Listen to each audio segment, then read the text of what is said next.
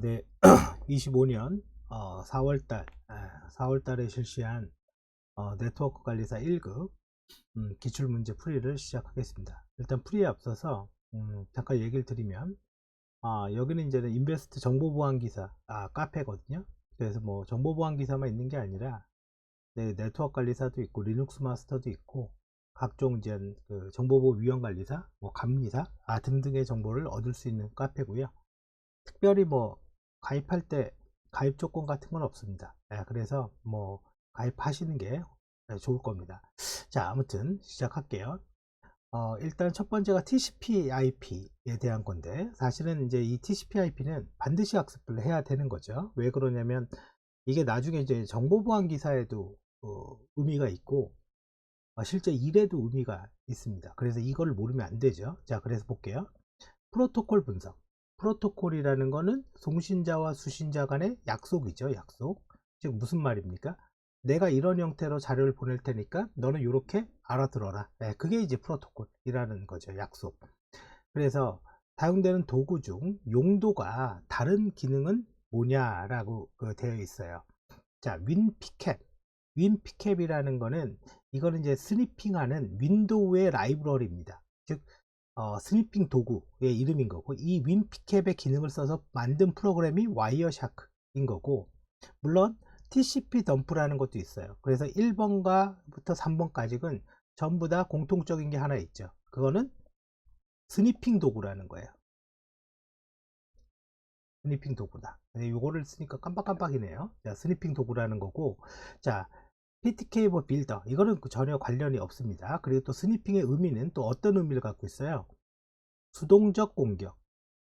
이거는 정보만 획득하고 그 외에 뭐 망가뜨린다거나 공격을 한다거나 그렇게 하지 않는다. 그래서 영어로는 패시브라고 하죠. 액티브가 아니에요. 그래서 수동적 공격의 의미를 가지고 있다. 그래서 1번부터 3번은 전부 다 스니핑 도구인 거고요.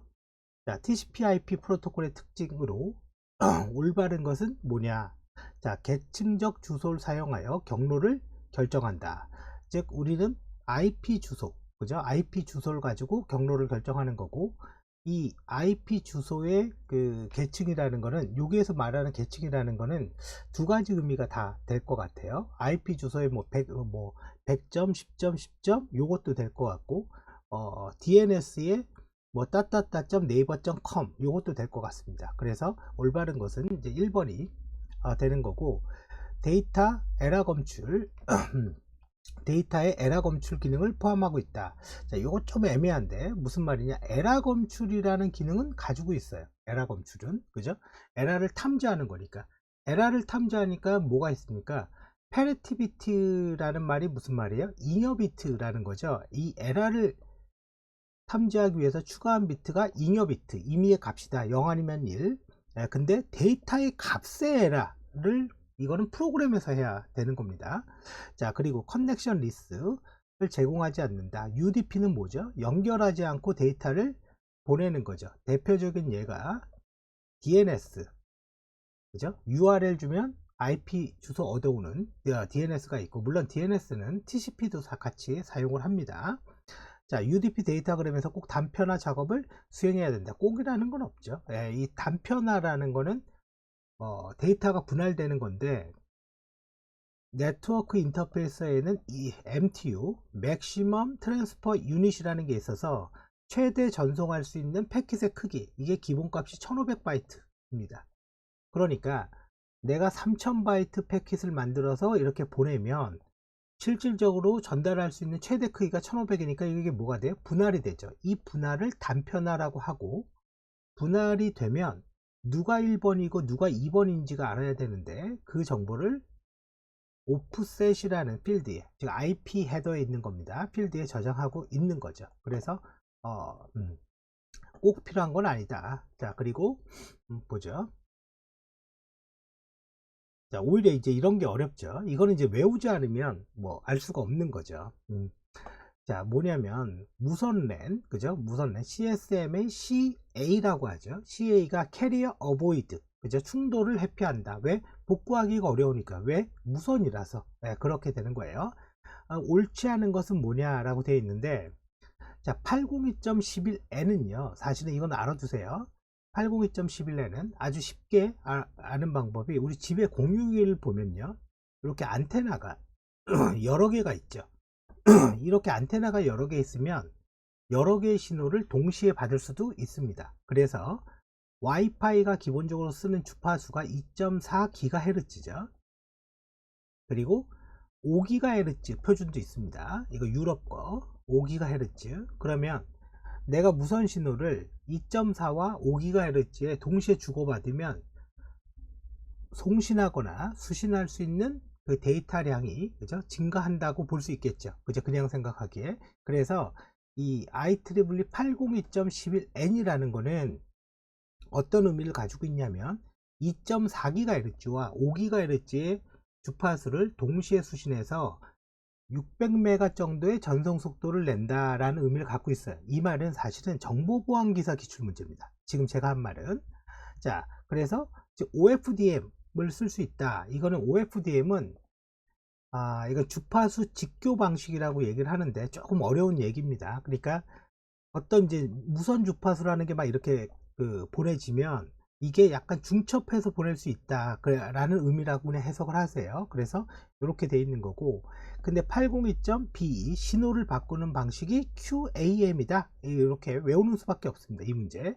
이 문제는 사실은 뭐 이해하는 건 굉장히 어렵습니다. 왜?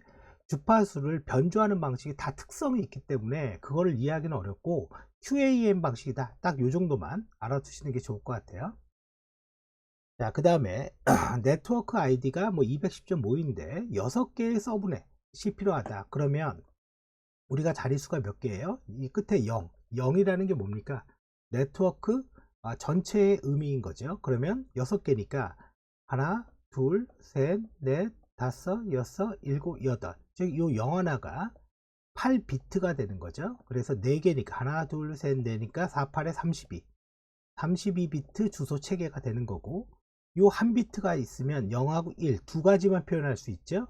또 요거가 있으면 00, 01, 10, 11 네 개가 돼 있죠. 그 다음에 지금 6개라고 만들어야 된다고 그랬잖아요. 또 01이 되면 얘는, 그죠? 2의 3승까지 표현할 수 있게 되겠죠. 그러니까 당연히 6개의 서브넷을 만들 수 있어요. 그리고 이걸 1의 배수로 올리면 1, 2, 4, 8, 16, 32, 64, 128. 그 중에서 3개의 비트를 사용을 하니까 128 더하기 64 더하기 32를 하는 게 요 값이 되겠죠. 그래서 답이 1번이 됩니다. 자, 요거는 네트워크 관리사에 어떻게 보면 아주 그냥 단골적인 문제, 그냥 매번 나오는 문제라고 보시면 돼요. 그래서 여기 돼 있네요. 그죠? 이렇게 나머지는 하나의 네트워크에다 부여하는 컴퓨터의 IP 주소, 그거를 이제 호스트 IP라고 이야기를 하는 겁니다. 이제 뒤로 한번 가보죠. 자, IP 버전 6. 6는 일단은 주소가 부족을 하니까 주소 공간을 확대했죠. 128비트 주소 체계를 갖는다. 그래서 16진수 주소 체계를 갖고 있고, 브로드캐스트가 가능하다. 우리가 IP 주소를 얘기할 때 아까 그 문제에서 맨 끝에 0번은 뭘 얘기하는 거예요? 네트워크 전체를 의미하고, 맨 끝에가 255번, 이게 브로드캐스트죠. 즉 하나의 스위치라는 놈이 있는데, 자, 스위치 이해가 안 되면 집에 있는 공유기 생각하면 돼요. 이렇게 컴퓨터들이 이렇게 연결되어 있다 이거죠. 그런데 내가 어떤 메시지를 보낼 건데 모든 단말에 다 받았으면 좋겠어. 그때 쏘는 게 IP 끝에다가 255, 즉 브로드캐스트 IP를 붙이는 거죠. 그런데 우리가 쓰는 IP 버전 4는요, 유니캐스트 1대1로 되는 거, 멀티캐스트, 즉 IGMP 인터넷 그룹 멀티캐스트 프로토콜에 등록된 단말만 받는 거, 브로드캐스트가 가능하지만 6에는요 브로드캐스트가 없어지고 애니캐스트, 즉 가장 가까운 인접 노드에게만 전달하는 방식, 요게 추가가 돼 있는 거죠. 그래서 5번의 답은 1번이 됩니다. 자, 그리고 계속 가보죠. 6번 세션이란 말이 좀 어려울 수도 있는데, 세션은 연결 정보라고 생각하시면 돼요. 세션의 성립에 대한 설명으로 옳지 않은 것은, 자, 세션의 성립은 TCP의 3-way 핸드세이킹 방식으로 한다. 이건 TCP가 3-way 핸드세이킹을 하는 거예요. 무슨 말이에요? 3번 악수한다. 송신자가 있고 수신자가 있으면 연결이 됐다 안 됐다라는 걸 어떻게 한다? 첫 번째, 송신자가 SYN 신 연결해 주세요 라는 명령을 보내고, 얘가 신 플러스 에크로 응답을 하고, 그 다음에 마지막에 에크를 전달하면, 즉 하나 둘 세 번 왔다 갔다 하면 여기가 이 스텝 리시드, 즉 확립되었다. 그때 세션이라는 게 만들어진다 이거죠. 그래서 TCP는 3-way 핸드세이킹이 되고, 실제 순서 번호는 송신자 호스트에서 임의로 선택된다. 즉 시퀀스 번호라고 얘기하는 건데, 내가 만약에 1을 보냈어요. 1 시퀀스 번호 1을 보냈어요. 그러면 내가 시퀀스 번호 1을 여기에 받을 거 아닙니까? 그럴 때 여기에 에크 말고요, 신 에크라는 거는 명령어입니다. 명령어. 에크 넘버가 있어요. 송신자가 보낸 시퀀스 번호에다가 더하기 1을 내서 에크 넘버는 2를 보내줍니다. 그러면 이건 뭐예요? 1번, 위에 1번 제대로 받았습니다 라는 걸 나타내는 거죠. 그게 바로 에크 넘버가 되는 거예요. 그래서 임의로 뭐 1부터 시작 안 해도 됩니다. 그래서 2번은 뭐 틀린 게 아니에요. 맞은 거예요. 자, 세션 성립을 원하는 컴퓨터가 에크 플래그를 0으로 하는 게 아니라 1로 설정하는 거예요. 여기도 신에다가 1을 주고 신 1, 에크 1, 에크 1 이렇게, 그죠? 그래서 답은 3번이 되겠죠. 자, 송신 호스트는 데이터가 성공적으로 수신된 걸 확인하기까지 복사본을 유지한다. 이거는 맞는 말이고요. 자, 그리고 다시 보죠. 7번. TCP/IP 계층 중에 그 다른 계층에서 동작하는 이제 프로토콜은 뭐냐? 자, 이거는요, 보안 기사 시험에서도 많이 나오는 문제인데, 일단은 트랜스포트 계층, 전송 계층에는 커넥션 오리엔티드 전송을 하는 TCP와 커넥션 리스를 하는 UDP만 있고, IP, ICMP, IGMP, ARP, RARP, ARP는 전부 다 어디에 있어요? 네트워크 계층에 있어요. 단지 주의사항은 뭐냐면, 지금 제가 말한 건 OSI 7계층으로 나눴을 때 얘가 네트워크 계층에 있다라고 얘기하는 거고, 네트워크죠. 네트워크. TCP/IP는 몇 계층이에요? 4계층이잖아요. 그죠? 애플리케이션 똑같아요. 트랜스포트, 그 다음에 인터넷, 그 다음에 네트워크 액세스, 이렇게 나눠지죠. 4개 계층이. 이 네트워크 액세스는 거의 피지컬인 거고, OSI 7계층은 뭐 어떻게 됩니까? 애플리케이션, 세션, 애플리케이션, 프레젠테이션, 세션, 그 다음에 트랜스포트, 이거 똑같죠? 트랜스포트, 그 다음이 네트워크, 그죠? 그 다음에 데이터 링크, 피지컬, 이렇게 돼 있는 거죠. 근데 여기서 물어보는 건 TCP/IP 4계층, 즉 인터넷과 OSI 7계층의 네트워크가 같은 거니까, 그때 IP, ICMP, IGMP, ARP, RARP가 같은 계층에 존재한다. 이런 문제는 네트워크 관리사 뿐만 아니라 최근에 정보보안 기사에서도 출제가 되니까 같이 알아두는 게 좋을 것 같아요. 자, 8번 보죠. 지금 그 IP 프로토콜의 체크섬은 뭐 하는 거예요? 무결성 검사하는 거고, 얘는 IP 헤더는 20바이트입니다. 그래서 20바이트의 그 무결성 검사, 헤더만 검사합니다. 검사를 할 때 사용하는 거예요. 그래서 다음 설명 중 올바른 것은, 자, 네트워크에 존재하는 시간을 나타낸다. 아니죠. 데이터가 총 길이 아닙니다. 변경됐냐 안 됐냐, 무결성이니까요. IP 헤더에 대해서만 포함되며 데이터 필드를 포함한다. 아니에요. IP 헤더에 대해서 검사하지만 데이터 필드를 포함하진 않아요. 체크섬 필드는 0으로 해서 개선한다. 자, 이거 그냥 원래 정확히 물어보면 틀린 말인데 이렇게 얘기할게요. 헤더를 나눠서 XOR을 내서 0이 떨어지면 변경되지 않은 거로 보겠다. 사실 정확한 건 틀린 말이에요, 사실은. 근데 그냥 시험을 위해서 그렇게 공부해도 됩니다. 자, 메시지의 유형. ICMP의 메시지는 뭐 하는 겁니까? 에라, 그죠? 에라 하는 거죠. 메시지의 유형이 다른 것은, 자, 첫 번째는 에코 리플레이라고 있는데, ICMP는 ICMP 에코 리퀘스트 타입 번호 8번을 주고, 리플라이 타입 번호 0번으로 받습니다. 주고받고 80이죠. 그런데 목적지에 도착을 못하면 destination unreachable, 즉 방화벽이나 누군가 막은 거야. 그럴 때는 destination unreachable 이라는 메시지가 발생을 하고, TTL이라는 게 뭡니까? 통과할 수 있는 라우터의 수죠. 그러니까 내가 메시지가 날아갈 때마다 TTL은 일씩 감소를 합니다. 그래서 TTL이 0이 되면 시간 초과 메시지가 발생을 하고, 물론 제한된 시간 내에 오지 않아도 시간 초과 메시지가 발생을 합니다. 그래서 1번과 3번은 1번부터 3번은 전부 다 ICMP 메시지고요. 답은 4번이죠. 자, 그래서 지금 제가 말한 게 사실은 지금 네트워크 관리사도 물론 중요하지만 나중에 보안기사 시험에서도 그대로 나오는 겁니다. 다 중요한 문제, 보안기사에서. 그래서 하는 김에 같이 공부하는 게 좋아요. 자, IGMP, 아까 얘기했죠. 인터넷 그룹 멀티캐스트 프로토콜. 쉽게 말하면 뭐예요? 등록된 사용자만 내 메시지를 받으세요. 호스트가 멀티캐스트 그룹에 가입하거나 데이터를 수신하기 위해서 라우터 통신할 때 사용된다. 맞죠? 이게 주 용도가 그거니까요. 이름만 봐도 나오잖아요, 이런 건. 자, 11번 RARP. ARP는 뭡니까? IP 주소를 주면 MAC 주소를 주는 게 ARP인 거죠. 그러면 RARP니까 그 반대입니다. 내가 MAC 주소를 줄 테니까 IP 주소를 알려주세요.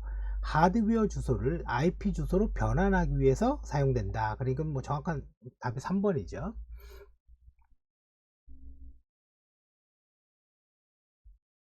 자, 12번 UDP에 대한 설명으로 이제 올바르지 않은 것은 TCP보다 전송 속도가 느리다. UDP의 가장 큰 장점은 속도죠, 속도. 자, TCP는 3-way 핸드쉐이킹이라는 연결 과정 등을 수행하고 메시지를 보낼 때 제대로 받았는지 안 받았는지 에러 체크까지도 수행을 하고, 못 받았으면 재전송 기능도 있습니다. 그래서 TCP는 UDP보다는 속도가 느리지만 신뢰성 있는 데이터 송수신을 할 수 있는 게 장점이죠. 자, 다음 좀 클래스가 다른 하나는 뭐냐, 요거는 이제 외워두세요. A는 1번부터 126, B는 128, 그 다음에 192, 224 이렇게 돼 있다 이거죠. 그래서 매핑해 보면 되겠죠. 자, 그래서 이렇게 돼 있고 14번 보죠. 자, 라우터가 자신을 네트워크의 중심점으로 간주하여 최단 경로 트리를 구성하는 방식이래. 최단 경로 트리를 구성한대요. 사용자에 의한 경로 지정, 경제적인 경로의 지정, 복수의 경로 선정. 경제적인 경로, 복수의 경로 지정, 이게 무슨 말입니까? 이거 한마디로 얘기하면 효율적으로 경로를 결정하겠다. 뭐를 기준으로? 코스트를 기준으로. 우리가 쓰는 T맵 서비스라고 보면 돼요.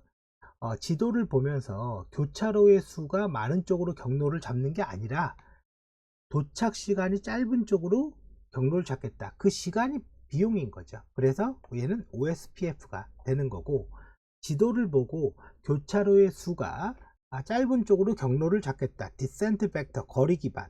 그게 RIP가 되는 거죠. 답은 1번이 됩니다. 자, 이렇게 돼 있고.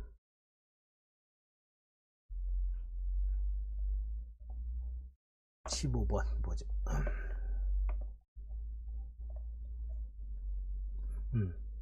자, 이건 이제 DNS 문제네요.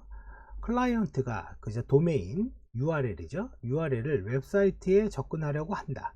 시스템에 내장되어 있는 DNS 캐시 정보를 확인하고 엔트리가 없는 경우 DNS 서버에 해당 도메인을 IP를 질의하여서 쿼리를 보내게 된다. 그러면 이거는 무슨 쿼리라고 얘기하냐, 그죠? 이거 순환, 한글로 잭이라고도 얘기하는데 순환 똑같은 말이에요. 자, 무슨 말이냐면, 자, 이렇게 보면 돼요.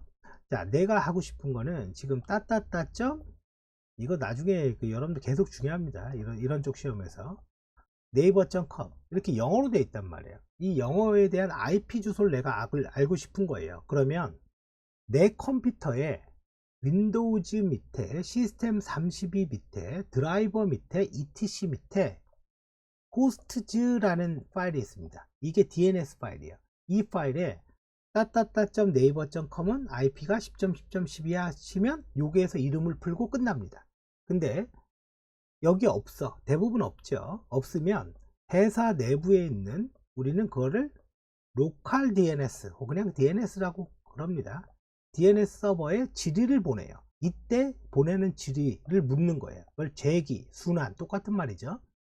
질의를 보내요. 그럼 우리 회사 DNS 서버는 요 URL에 대한 IP가 몇 번입니다 라는 걸 어떻게 하냐, 이 DNS 안에다가 존 파일이라는 걸 만들어요. 그럼 존 파일은 이렇게 생각하면 돼요. 네이버.com의 IP는 10번이야 이렇게 딱 설정되어 있는 거. 그러면 이 존 파일에서 등록되어 있으면 바로 IP 주고 끝나는 거예요. 근데 만약에 우리 회사 내부에 요게 없어, 대부분 없겠죠. 왜? 뭐 이 사용자가 무슨 URL을 칠 줄 알고 그걸 알 수가 있겠습니까? 그럴 때 외부 DNS로 나갑니다. 밖에 있는 거. 이 외부 DNS로 나가는데 대표적인 게 구글 DNS가 8.8.8.8이죠. 구글의 회사의 DNS 서버. 자, 그러면 외부 DNS 나갈 때 이걸 반복 쿼리라고 합니다. 요게 반복 있죠, 반복 쿼리라고 하고, 이 외부 DNS가 이름을 풀어서 우리한테 전달해 주는 거죠. 이게 뭐예요? DNS의 쿼리 과정이죠. 질의 과정. 네, 그래서 지금 이 말은 나중에 여러분들이 다른 공부할 때도 엄청나게 중요하다. 자, 그러면 내가 원하는 IP 주소가 뭐 예를 들어서 IP 버전 4의 주소냐, 혹은 IP 버전 6의 주소냐, 혹은 네임 서버의 IP 주소냐, 혹은 메일 서버의 IP 주소냐, 그런 것들을 요청할 수 있는데 DNS 리퀘스트 시에 그걸 레코드라고 합니다. 그러니까 레코드라는 말은 이걸 영어로만 뭐 그대로 보면 뭐 기록하다 그렇게 되니까 그냥 명령어다 이렇게 해석하는 게 좋아요. 그래서 DNS 질의 명령어 중에 메일 서버의 IP를 어떻게 구합니까? 그 명령어는 MX, 그죠? 메일 익스체인저의 약자겠죠. 그럼 메일 서버에 IP를 준다 이거죠. 자, TCP IP에서 넷스테이트, 참 이게 그 명령어 옵션이 보통은 이런 시험에서 잘 안 나오는데, 이상하게 정보보안 기사도 그렇고 그 네트워크 관리사도 그렇고 넷스테이트 커맨드의 명령어 옵션은 참 많이 나옵니다.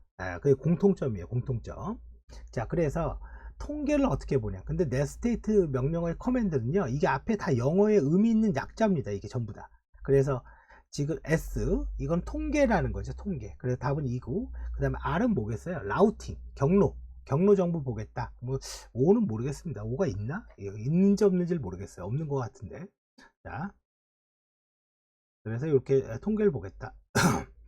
자, 그 다음 SDN도 이것도 이제 알아두는 게 좋아요. 여기 보면 소프트웨어 디파인이라고 되어 있죠. 프로그램을 통해서 네트워크를 정의한다, 네트워크 설정을 바꾼다. 무슨 말이냐면 백본이라는 라우터가 있어요. 스위치를 이렇게 얘에서 이렇게 꽂아, 그죠? 이게 물리적이죠. 이렇게 꽂아. 근데 내가 이걸 다른 데 꽂을 거야. 그러면 우리 어떻게 해야 돼? 이걸 빼갖고 여기다 꽂아야 될 거 아닙니까? 물리적 케이블이니까.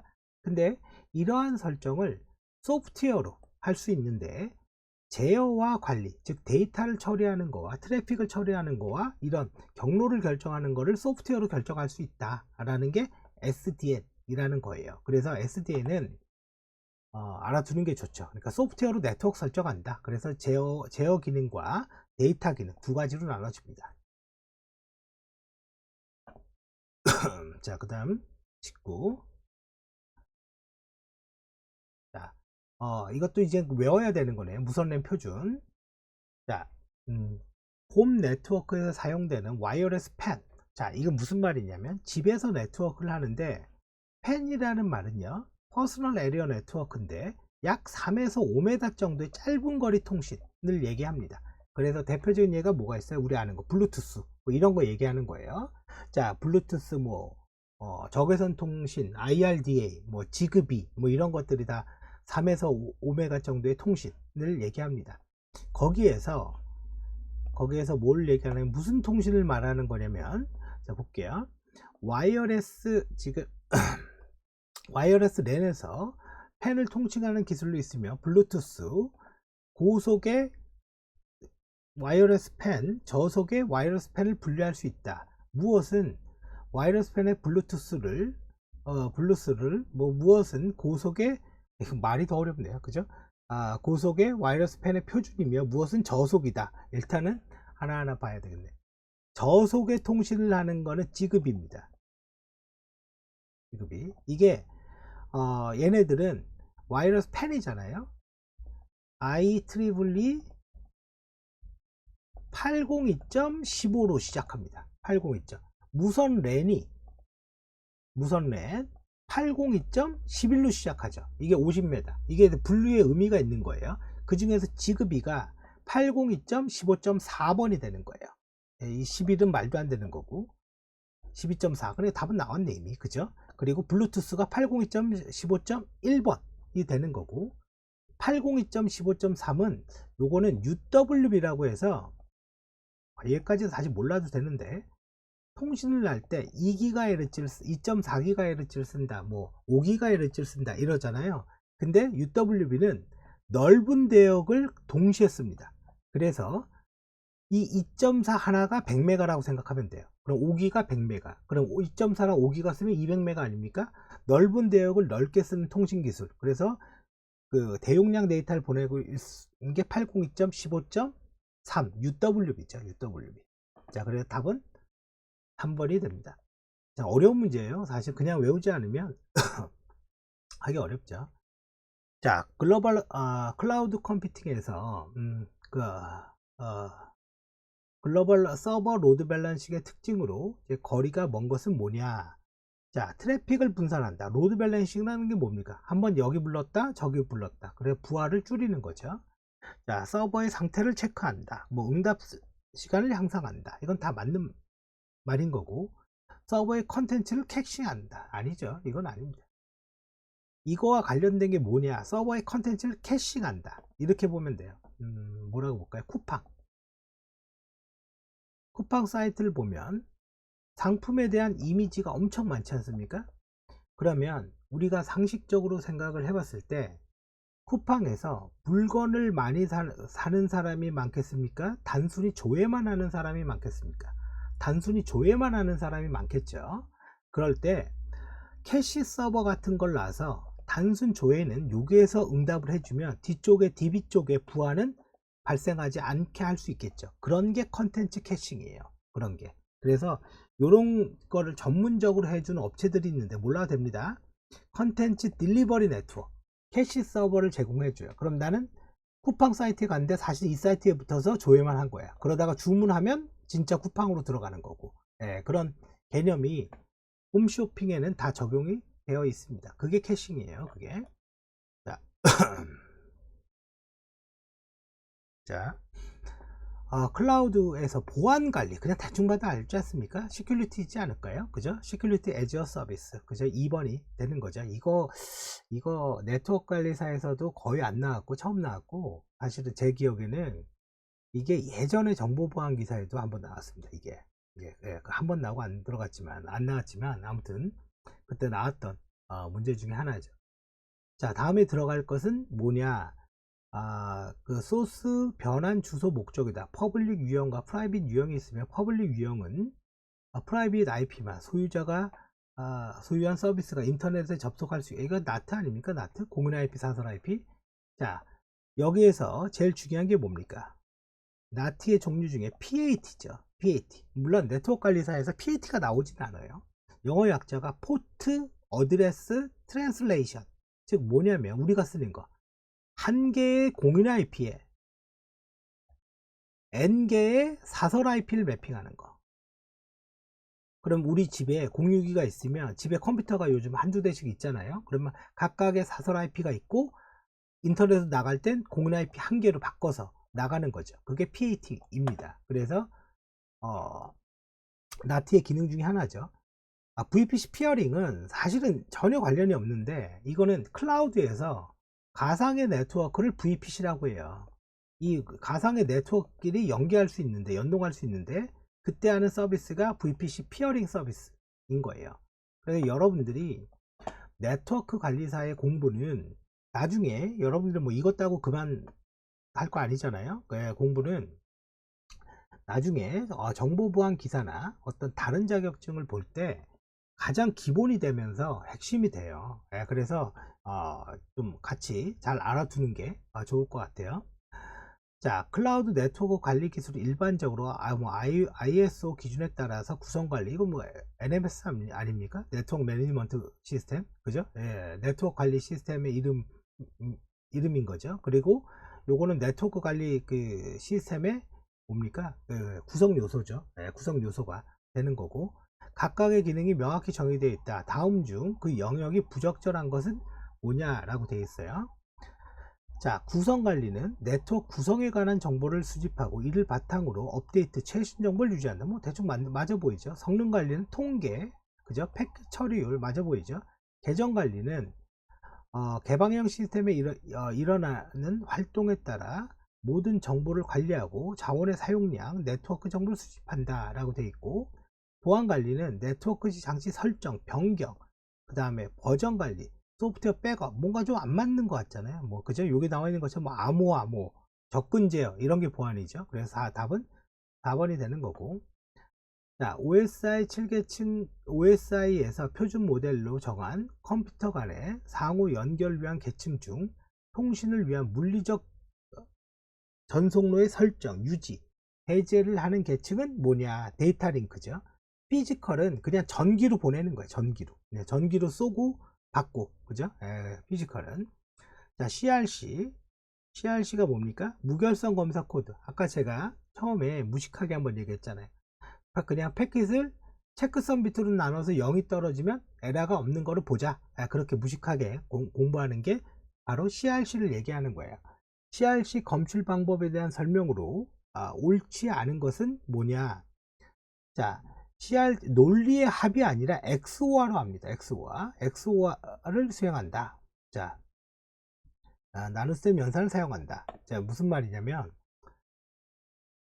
간단히 얘기할게요. 내가 메시지가 지금 보내야 할 데이터가 이런 데이터가 있다 쳐요. 그러면 XOR을 합니다. XOR로 나눠요.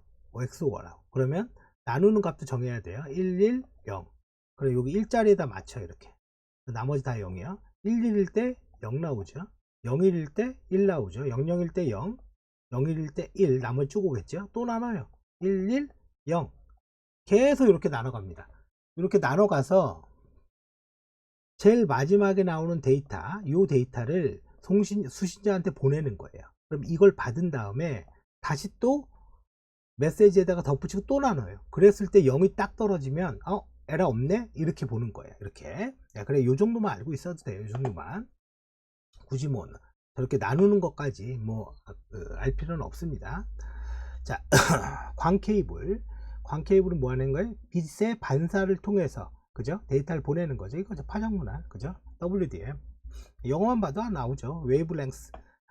케이블에다가 이 앞에 뭐예요? 유리죠, 유리. 그래서 빛을 반사시켜서 이렇게 데이터를 보내는 거죠. 그래서 WDM은 빛에도 색깔이 있으니까 빨주노초 파란보 7개의 파장을 만들어서 동시에 보내는 게 WDM이고, 7개 이상 보낼 수 있는 게 앞에 D가 하나 붙어요. 그건 DWDM 장비라고 얘기합니다. 즉 하나의 선로를 가지고 여러 개의 신호를 동시에 보낸다. 뭐 세련된 말로 뭐예요? 멀티플렉싱이죠. 그래서 그런 멀티플렉싱 기능을 가지고 있다. 자, 그 다음에 이제 27번 보죠. ARQ네요. ARQ는 TCP에서 뭐예요? 뭔지 모르겠지만 못 받았으니까 다시 보내줘.